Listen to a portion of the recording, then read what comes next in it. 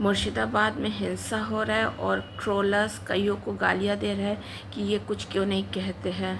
यहाँ की डेमोग्राफी ऐसी है कि यहाँ ऐसा होना स्वाभाविक है। बीएसएफ केंद्र सरकार के अधीन है और ये सरकार पिछले 11 साल से सत्ता में है। इनने कुछ क्यों नहीं किया, इस बारे में पूछे तो बेहतर होगा। खैर, इस पूरे मुद्दे को हम समझते हैं। मुर्शिदाबाद में हिंसा भड़क उठा और उस पर माहौल बना रहा सोशल मीडिया पे। उसके बाद शिक्षक भर्ती घोटाले के लिए शिक्षकों ने कल एसएससी भवन का घेराव कर लिया और अब वो नहीं उठ रहे वहाँ से। और तभी आज पता चला कि श्रीनगर में आतंकवादियों ने तीर्थयात्रियों पर हमला बोल दिया। यानी हम इधर से उधर और उधर से उधर और उधर से किधर पता नहीं, किधर से किधर होते रहेंगे और हम इधर से उधर बंदर नाचते रहेंगे।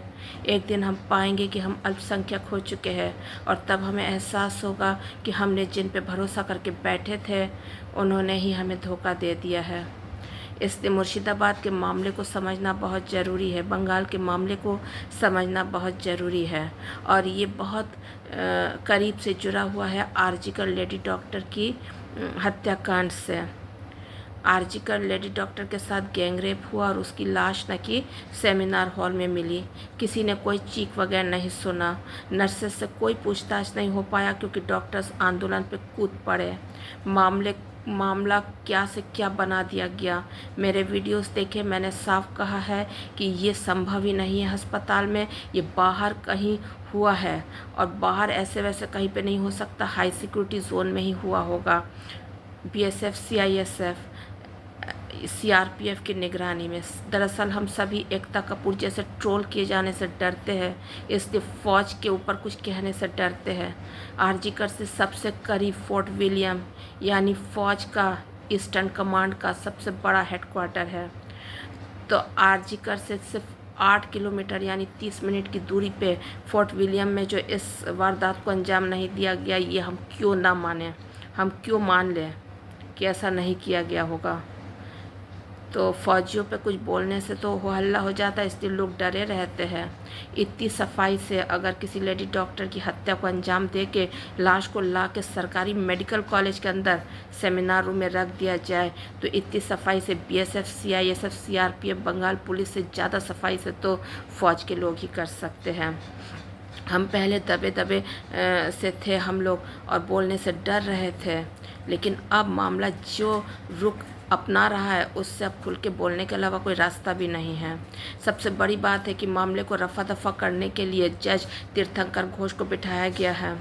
सीबीआई ने सिर्फ एक दफ़ा जैसे तैसे नर्सेस को बुला के सिर्फ पूछताछ किया, उसी में हाई कोर्ट की बिल्डिंग से जुड़े एक बिल्डिंग में हाई कोर्ट से जुड़े बिल्डिंग में आग लग गया। यानी कि अगर नर्सेस से ज़्यादा पूछताछ हुआ और जो गोरख धंधा यहाँ पे जो सब रैकेटबाजी चलता है लेडी डॉक्टर्स नर्सेस का इन सरकारी मेडिकल कॉलेजों से, उससे अगर ढक्कन हटने का कोई रिस्क रहा तो जजों को भी जिंदा जला दे सकते हैं। अब नर्सेस से कोई पूछताछ नहीं हो रहा है और उनको जज तीर्थंकर घोष तो बुला के पूछने की हिम्मत करेंगे ही नहीं। और सबसे बड़ी बात है, हम जिस देश में रहते हैं वहाँ पे जाति गोत्र सब कितना अहम है। लेडी डॉक्टर की विवाह तय हो गया था और 1 महीने बाद ही उसके मंगेतर से शादी होने की बात थी। उस मंगेतर का नाम ही सामने नहीं आ रहा ताकि उसकी जाति क्या है पता ही नहीं चल सके किसी को। वो भी पेशे से डॉक्टर है और ये जेंट्स डॉक्टर और लेडी डॉक्टर्स का जो गर्लफ्रेंड बॉयफ्रेंड खेल रहता है सरकारी मेडिकल कॉलेजों में, मैं पढ़ चुकी हूँ सरकारी मेडिकल कॉलेज में, ये बॉयफ्रेंड गर्लफ्रेंड के नाम पे बॉयफ्रेंड लड़कियों को किस तरीके से धोखा दिया जाता है और अपना काम निकाल के किस तरीके से फुर हो जाते हैं जेंट्स डॉक्टर और जाके अपने माँ बाप की मर्जी से शादी करते हैं, ये मुझे भली भांति पता है। इसलिए इस मंगेतर को बुला के इससे पूछताछ होना ज़रूरी था। ऐसा कुछ नहीं हुआ और होने की संभावना भी नहीं दिख रही है। जब मैंने पोस्ट किया जज तीर्थंकर घोष का चेहरा दिखा के कि थूकेगा भारत अगर मंगेतर से पूछताछ नहीं हुआ, और उसके पिता पेशे से इस लेडी डॉक्टर की पिता की तरह ही दर्जी है कि नहीं, ये बात सामने नहीं लाया गया, वो पेशे से क्या है, इसकी जाति क्या है, ये सब अगर नहीं लाया गया तो थूकेगा भारत। तो फट से मैंने उसके बाद ही देखा मुर्शिदाबाद में हिंसा भड़क उठे। मुर्शिदाबाद में हिंसा भड़क रहे थे तभी जब पोस्ट करके कुछ कटु सत्य मुर्शिदाबाद का सामने लाया जाने लग गया, तभी कल एसएससी भवन का घेराव हो गया, और ज्यों ही एसएससी भवन का घेराव किया और कुछ कटु सत्य पोस्ट के जरिए सामने आने लग गए तो कश्मीर में तीर्थयात्रियों पर हमला हो गया। मामला बहुत कुछ है। सत्य यही है कि बंगाल का विभाजन सिर्फ धर्म के आधार पर नहीं हुआ है, ये खास करके जाति के आधार पर हुआ है। और जाति के आधार पर सिर्फ जोगेंद्र नाथ मंडल ने नहीं किया है। इसका मुख्य बंगाल विभाजन का किरदार जो निभाया वो अम्बेडकर है। अम्बेडकर अगर नहीं आते जसोर खुलना में, और यहाँ पे अगर नंगा नाच नहीं होता जातिवाद का, तो देश का विभाजन नहीं होता। सबसे बड़ी बात है, अम्बेडकर जिस महाराष्ट्र से है वहाँ के लोग इतने देशभक्त हैं, उन्होंने लात मार के उनको भगा दिया था, और स्वतंत्र भारत में भी चुनाव में उन्हें 2 बार हरा दिया गया था। उसके बावजूद ये अम्बेडकर जब जसोर खुलना पश्चिम बंगाल में आया, अविभाजित बंगाल में आया, तो वो जीत गया। तो आप समझ सकते यहाँ के लोगों का राष्ट्र चरित्र क्या है, और ये राष्ट्र चरित्र अगर तब जो था अब भी है, तो क्या आप सोचते हैं मोहन भागवत जी ये चीज़ नहीं समझते हैं? और मोहन भागवत जी अगर समझते नागपुर में बैठ के, तो कलकत्ता के ब्राह्मण वामपंथी नहीं समझते हैं, सब समझते हैं, और ममता दीदी तो समझती ही है। सच बात यही है कि बंगाल में आर्जिकल लेडी डॉक्टर की हत्याकांड कुछ गड़बड़ है। इसमें मंगेतर का जो करीबी दोस्त है वो बीजेपी का नेता कौस्तुभ बागची है, उससे पूछताछ नहीं हो रही है, वहाँ तक का हाथ ही नहीं जा पा रहा है। और इतनी सफाई से हत्याकांड को अंजाम दिया गया कि फोर्ट विलियम की जो कोई मिली भगत नहीं है ये सामने आके बता दें, फोर्ट विलियम के एडजुटेंट वगैरह। अगर लगता है मैं गलत हूँ, आलतू फालतू बक रही हूँ, तो मुझे अरेस्ट करके ले जाए। लेकिन ये मामला अत्यंत संदिग्ध है। इसमें मंगेतर से अगर पूछताछ नहीं हो रहा, कौस्तुभ बागची से पूछताछ नहीं हो रहा, तो ये सभ्य समाज के मुंह पे कालिक है। इस मामले से ध्यान भटकाने के लिए बीजेपी आरएसएस पगला रहे हैं। ममता बनर्जी एक बहुत ही मंजी हुई राजनीतिक है। उन्होंने 8 महीने तक का इसका डेथ सर्टिफिकेट ही नहीं दिया माता पिता को। और ये माता पिता जो है ये संदिग्ध है। इनने जो शोधपुर में जो घर खरीद रखा है ना, उसकी कीमत कितनी है वो आंका जाना चाहिए, उनके पास पैसा कहाँ से आया सब देखना चाहिए, इनकी अच्छे से जचाई होनी चाहिए। सब कुछ नहीं हो रहा है। ममता दीदी समझदार है, उनके पुलिस वालों ने उनको दे दिया होगा कई जानकारियाँ जो उन्होंने चुपचाप अपने पास रखा था। बाद में लीगल एड की कविता सरकार और यश जालान नाम के 2 वकीलों को आगे करके बहुत कुछ उगलवा दिया उन्होंने, और जो उगला है उसके बाद ये डॉक्टर सब भाग गए हैं। लेकिन 8 महीने बाद तक का उन्होंने जब डेथ सर्टिफिकेट नहीं दिया, तब ये मृतका की माताजी जो है वो स्वयं संदिग्ध है, वो बहुत कुछ बकने लग गई।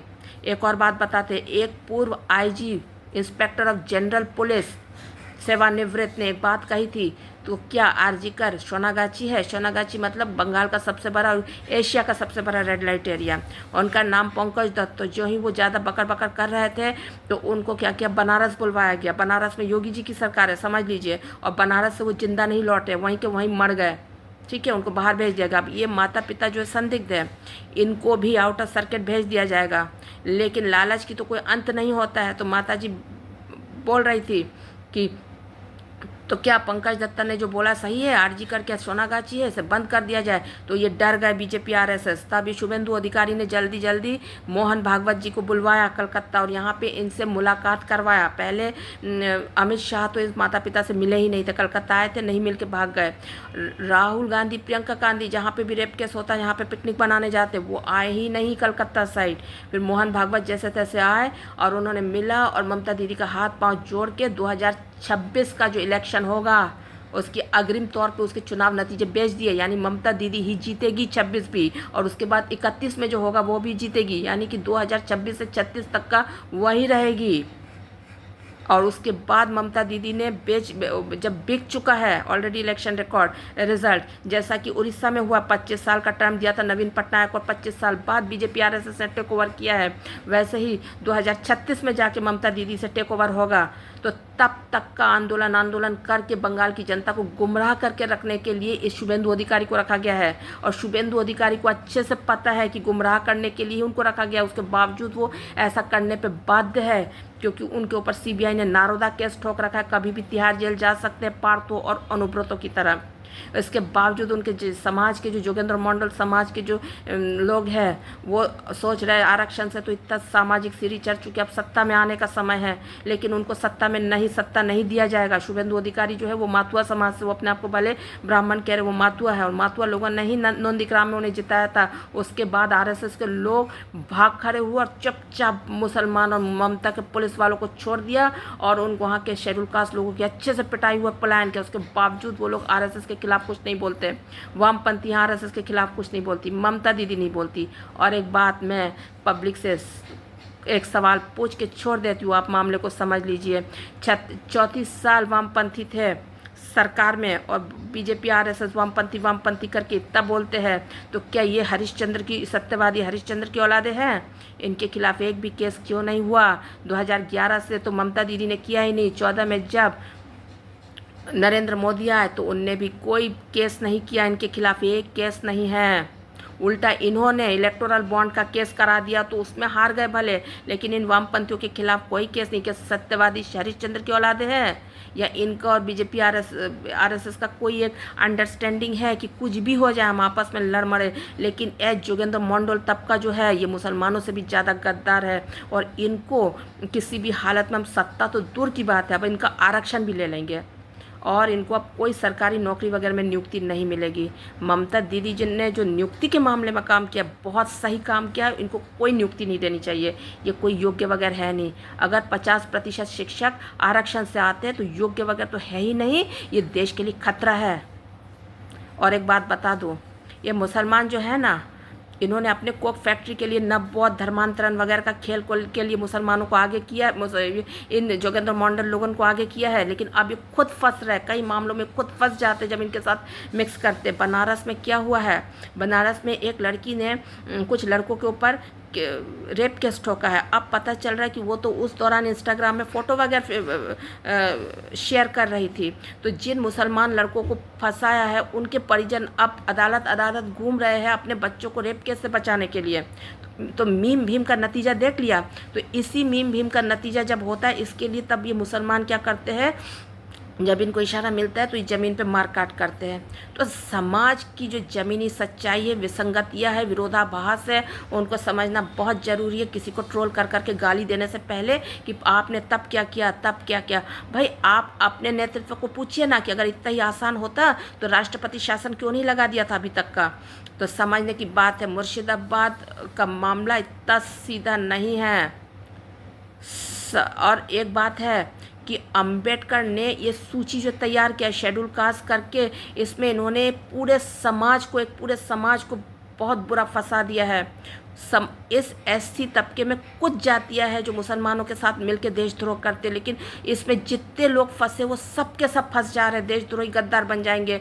इसलिए मैं कहती हूँ कि आदिवासी जो है इस सूची से जितनी जल्दी हो सके आंदोलन करके से निकल ले, और बाकी जो एससी सूची में जितने समाज के लोग हैं जो महार और चमार को छोड़ के बाकी सब इससे बाहर निकल भाग ले, क्योंकि उनका देशद्रोह से कोई लेन देन नहीं है और मुसलमानों के साथ मिलके ज़मीन पे कोई गड़बड़ी नहीं कर रहे। तो वो लोग हट जाए, आरक्षण उनका नहीं जाएगा, बल्कि उल्टा उनको जो आरक्षण के फ़ायदे नहीं मिल रहे बेईमान लोगों की वजह से, वो उल्टा मिलने लगेगा।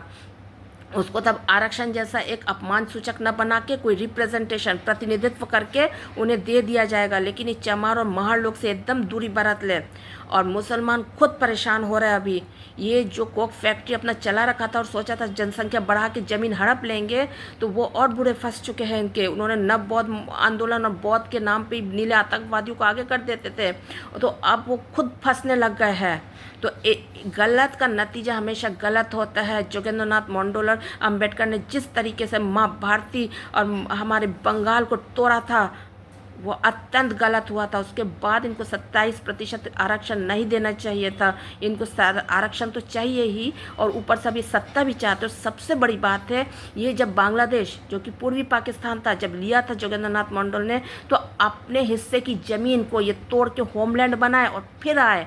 तो अगर ये होमलैंड बना ले तो इन्हें तो पश्चिम बंगाल में सत्ता की ज़रूरत नहीं, ये वहीं पे अपना सत्ता करें। नहीं, ये उस इस्लामिक स्टेट की ज़मीन का पर खरोच तक का नहीं आने देना चाहते। इतने कमीने हैं लोग, इतने कट्टर है और इतने एहसानमंद है मुसलमानों के प्रति कि उन्होंने अंबेडकर को जिताया था जैसोर खोलना से, कि ये बांग्लादेश की जो इस्लामिक धरती का एक ज़मीन पे खरोच तक का नहीं आने देना चाहते। उसको तोड़ के हिंदू होमलैंड बनाना तो दूर की बात है, ये हमारे देश की जनता को, हिंदू जनता की भावनाओं को के साथ खिलवाड़ करके झूठ मूठ का आंदोलनबाजी और उत्पीड़न का झांसा दे के यहाँ आ जा रहे हैं, यहाँ पे जनसंख्या बढ़ा रहे हैं, यहाँ पे आंदोलनबाजी करके यहाँ की कानून व्यवस्था को खराब कर रहे हैं और यहाँ पे ये सत्ता में आने की कोशिश में है। जबकि ये बांग्लादेश, इस्लामिक बांग्लादेश का जो हिस्सा जोगेंद्रनाथ मंडल का है, उसे तोड़ने की इनकी कोई मंशा नहीं है। जबकि मोहन भागवत जी इनकी इस बेईमानी को अच्छे से समझ रहे हैं, बंगाल के वामपंथी भी समझ रहे, ममता दीदी भी समझ रही है। बिना इस कटु सत्य के बोले वो जब चला रहे तब ये आंदोलनबाजी वगैरह हो रहा है ज़मीन पे। इनसे साफ कहा जाए कि ये चले जाए बांग्लादेश वापस और अपने हिस्से की ज़मीन में ये हिंदू होमलैंड बना ले।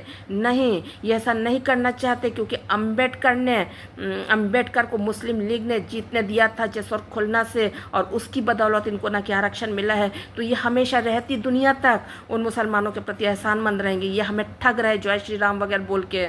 एक बात है। दूसरी है कि अगर ये इतना ही इनका उत्पीड़न हो रहा था बांग्लादेश में, तो जब ये बांग्लादेश हिंदुस्तान में आ गए, इन्हें तो आरक्षण मिल जाता है, वोटर आईडी मिल जाता, सब कुछ मिल जाता। इन्होंने बट के वोट क्यों किया? ये 45% है हिंदुस्तान में, पश्चिम बंगाल में ये 45% है वोटर, और मुसलमान सिर्फ 27% है। अगर इनकी जनसंख्या प्रतिशत इतनी ज़्यादा है और इनका इतना उत्पीड़न हो रहा था बांग्लादेश में, तो ये एकजुट होकर वोट करके इन्होंने किसी हिंदू पार्टी को सत्ता में क्यों नहीं लाया? ये बट के वोट करते। आता भी बाता भी है ना कहानी, उस टाइप का बट के वोट करते इस तरीके से कि एक मुस्लिम वोट जो है वो निर्णायक बना रहे बंगाल में, ताकि ये एहसान मंदी जो है इनका, अंबेडकर जिसको जैसोर खुलना से जिताने के लिए जो एक कृतज्ञता है वो जताते रहे मुसलमानों को। तो इनका जो खेल है ना, ये समझ से परे है, जिसे मोहन भागवत जी जैसे तैसे ममता दीदी के जरिए चला रहे बंगाल को। और मैं आपसे बोल देती हूँ, अंदर ही अंदर कहीं ना कहीं वामपंथी मिले हुए हैं, वरना ये 34 साल के राज में वामपंथियों ने क्या नहीं किया था। इसके बावजूद इन सत्यवादी हरिश्चंद्र लोगन के खिलाफ ममता दीदी की सरकार या बीजेपी आरएसएस की सरकार कोई केस नहीं चलाती है। ये लोग चिटफंड घोटाले में कंठ डूबे थे, इसके बावजूद इनके खिलाफ एक केस नहीं है। राष्ट्र चिंतन मनन करे। जो ट्रोलिंग पार्टी जो अगर वाकई में अपना दिमाग लगा के पोस्ट करती होगी तो क्यों करती होगी, सोचे क्यों लोगों को ट्रोलिंग करती है। और अगर पैसा खा के करते तो हम तो उम्मीद नहीं कर सकते हैं, जो कहा जाता है वही पोस्ट करते हैं। खैर, बंगाल की मुर्शिदाबाद का जो मामला है वो काफ़ी पेचीदा है, 2/2 4 नहीं है, क्योंकि देश का विभाजन सिर्फ मुसलमान ने नहीं किया था, हमारे भीतर के कुछ तथाकथित हिंदुओं ने भी उनका जोरदार साथ दिया था, तब जाके देश का विभाजन हुआ। इसलिए मैं निवेदन करती हूँ बाकी लोगों को कि ये जो सूची शेड्यूल शब्द है इससे बाहर निकल ले जैसे तैसे। आदिवासी और बाकी लोग जो है बोले हमें नहीं चाहिए, इसका पुनरावलोकन हो और हम इससे बाहर निकल जाते हैं, क्योंकि चमार और महार जो है वो गद्दार जातियाँ है, वो नव मौत मूवमेंट के जरिए देश के खिलाफ अंतर्ध्वंस सबोटाज करने की कोशिश कर रहे हैं। इनसे दूरी बरत ले। शेड्यूल कास्ट में सम्मिलित बाकी जातियाँ और अपनी खाल बचा ले। वंदे मातरम।